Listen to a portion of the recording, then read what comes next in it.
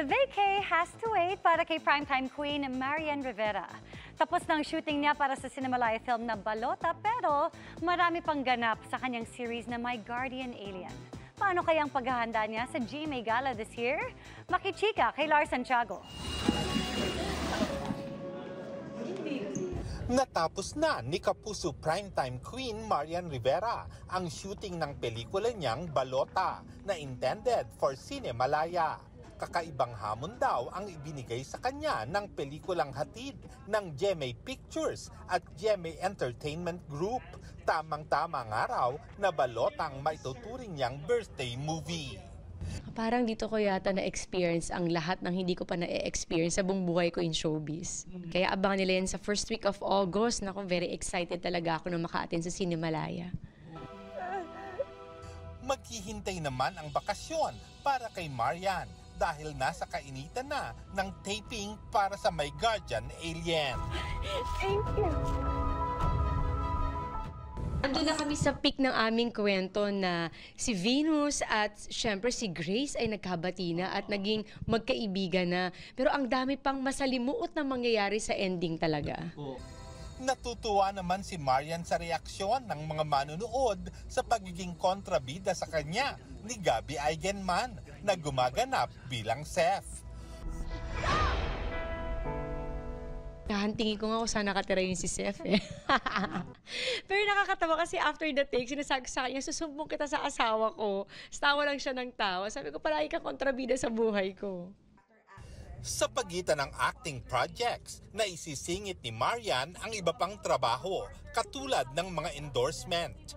All smiles ang Kapuso primetime queen habang pumipirma ng kontrata bilang ambasador ng isang dental care company. Samantala, pinaghahandaan na rin ni Marian ang pagdalo sa padating na GMA Gala pero may outfit na ba ang primetime queen? Siguro after na lang ng mga Guardian Alien and everything. Last year, ano bang sinuot ko? Naka-white ako. Baka, tingnan natin, baka white uli. Lars Santiago, updated sa showbiz happening. Nagpakitang gilas through their fit physique at Q&A skills ang mga kandidata para sa Miss Manila 2024. And speaking of queens, ano naman kayang pinagkakabalahan ng mga kinoronahan sa Miss Universe Philippines? Makichika kay Lars Santiago. Few weeks pagkatapos ng Miss Universe Philippines pageant runway, busy na ulit sa training sina Miss Eco International Philippines 2025, Alexi Brooks, Miss Cosmo Philippines 2024, at Tisa Manalo, Miss Charm Philippines 2025, Cyril Payumo, at Miss Supranational Philippines 2025, Tara May Valencia. Pero bago yan, binigyan muna nila ng little treat ang kanilang sarili. A whole box of pizza. Carbs was like not on my list during the competition, and I told myself I want me some pepperoni with extra cheese in it. 2-piece fried chicken, extra fries. So while wearing my gown. I love fried food, so hotel room service, I got chicharon bulaklak. After the coronation night, I've ordered 1 bowl of yang chow with pork chop in it. Paalis naman ngayong buwan papuntang Poland sina Alitea Ambrosio at Brandon Espiritu para maging kinatawan ng Pilipinas sa Miss and Mr. Supranational 2024. Ako po ay nananabik ng makapunta sa Poland and to see every candidates, all my sisters, and to meet everyone. I am super excited. I've never been to Europe. I'm so stoked to go to Poland and experience a new culture and geographies. Speaking of competition, proudly representing the famous places and streets of Manila, isa-isa namang rumampa ang 24 candidates ng Miss Manila 2024. After ng introduction, nag-quick change sila at bumalik sa stage, suot naman ang gold swimsuits. Bukod sa beauty queen ready body, nasubukan din ang kanilang husay sa Q&A. Isa sa mga gustong mag-uwi ng corona ng Miss Manila this year ang sparkle artist na si Lionel Navidad, representing Dagupan Extension. I love acting and I'm also in love with pageantry, so hindi ko nararamdaman yung pagod. From a family of doctors naman, si Miss España Jubilee Ceris Acosta. I think that my cause deserves a platform like Miss Manila. Honestly, like I've watched the last year's show and they resonate with the ideals that I also dream of, and I aspire that Manila would improve their healthcare status. But regards last year, up until now, I saw the transformation. Ang Phil-Arabia naman na si Daniela Mazen Mustafa from Tayuman. I wanted to go and support for solo parent because I was raised by a solo parent. I was raised by my mother alone because my father died at the Syrian war. Ang aspiring pilot and Air Force reservist na si Aliyah Rohilla mula sa Santa Cruz. Miss Manila advocates for both empowerment and leadership. And so it aligns with my vision of bringing more women into the aviation field.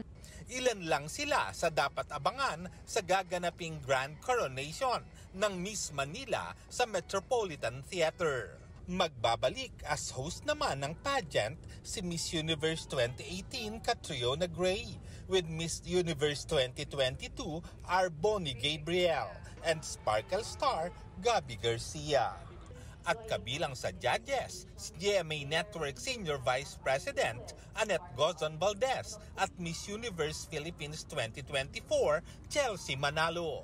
Mapapanood ang Miss Manila Grand Coronation sa Kapuso Network on June 23 pagkatapos ng All Out Sundays. Lars Santiago, updated sa Showbiz Happening. Best of the best delicacies ang natikman ng ilang Kapuso stars sa kanilang pagbisita sa Rosario, Batangas at Zamboanga City. Patok naman ang kanilang performances sa mga taga roon. Narito ang report ni Denise Abante ng GMA Regional TV, Balitang Southern Tagalog. Kahel, berde at kayumanggi, mga kulay ng agrikultura at ng itinuturing na pangunahing yaman ng bayan ng Rosario, Batangas. Yan din ang nangibabaw ng mga kulay kasabay ng hiyawan at palakpakan sa ginanap na court dance at street dance competition ng Sinukmani Festival 2024 na bahagi ng pagdiriwang ng 337th founding anniversary ng bayan. Mga mag-aaral mula sa 9 na paaralan sa bayan ang nagpasiklaban sa pag-indak. Standing ovation naman sa halos lahat ng performances ang guest judge at Kapuso artist na si Rochelle Pangilinan. Dito nagulat ako, plus yung costumes and yung sayaw. Talagang in-effort ng lahat. Napakagaling. Good job po. Ang ganda-ganda ng napanood ko. Thankful din si Rochelle sa mainit na pagtanggap ng mga taga-Rosario. Sa Rosario pa rin, hindi rin napigilan ng pagbuhos ng ulan ang masayang tugtugan at kantahan sa Sinukmani Festival Concert. Nabighani at kinilig ang mga taga-Rosario sa performance ni Shining Inheritance star Michael Sager at Kate Valdez. Pinahanga rin ni Kokoy De Santos ng Running Man Philippines Season 2 ang mga manonood sa kanyang performance.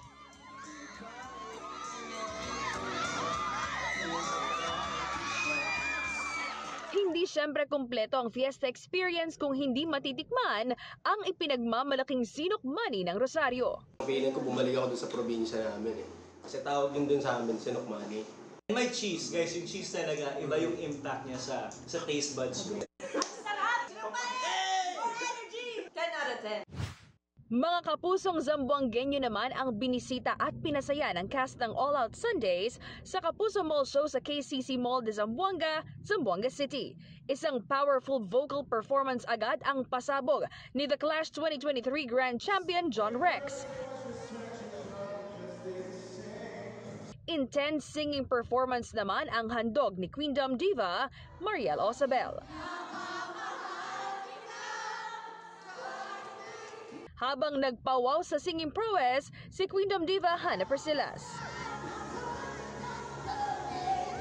Mas naging full of energy pa ang crowd nang mag-perform na si Asia's Limitless star Julian San Jose. Craving satisfied din sila nang matikman ng isang sikat na traditional Muslim delicacy na lokot-lokot na gawa sa ground rice, asukal at tubig. Masarap. Actually, isa to sa mga pagkain before na kinakain ko na like nakalimutan ko na ano yung tawag. Hindi siya ganun katamis. Hindi rin siya, alam mo yung tama lang yung crunchiness niya. Familiar na yung lasa niya sa akin kasi parang medyo kahawig ng lasa ng ampaw sa Cebu. Hindi siya sobrang matamis. Tapos andun yung lasa ng Rice Krispies. Magbalon ko ani. Lami siya. Maglami ni sa kape. Para sa GMA Integrated News, Denise Abante ng GMA Regional TV, Balitang Southern Tagalog, nakatutok 24 oras.